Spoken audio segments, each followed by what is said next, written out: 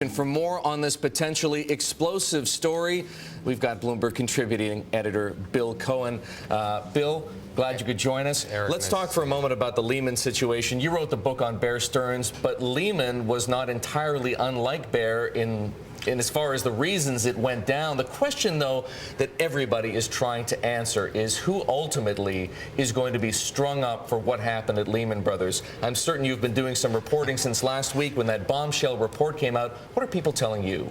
Well, look, the buck stops at the top, Erik. There's no doubt about it. I mean, what I find so fascinating is you've got a dichotomy set up between, say, Bart McDade, who says, the former president of Lehman, and he was the head of equities chief at the time. He wrote this email about these repo 105s, but he says he told Dick Fuld about this financing, and Dick Fuld was aware of it. By the way, Dick Fuld was the biggest cheerleader for this kind of off-balance sheet activity.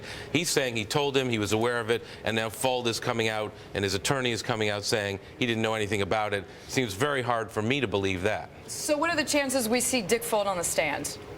I would think, 1 to 10. I would say it's probably an 8 at this point. I mean, to have that explosive examiner's report come out, clearly hiding $50 billion of assets at the end of each quarter. I disagree with the prosecutor who said they were stupid. They weren't stupid. There was greed and fraud going on. It's clear. I mean, they were obviously trying to hide assets, hide the liabilities that they had at the end of each quarter.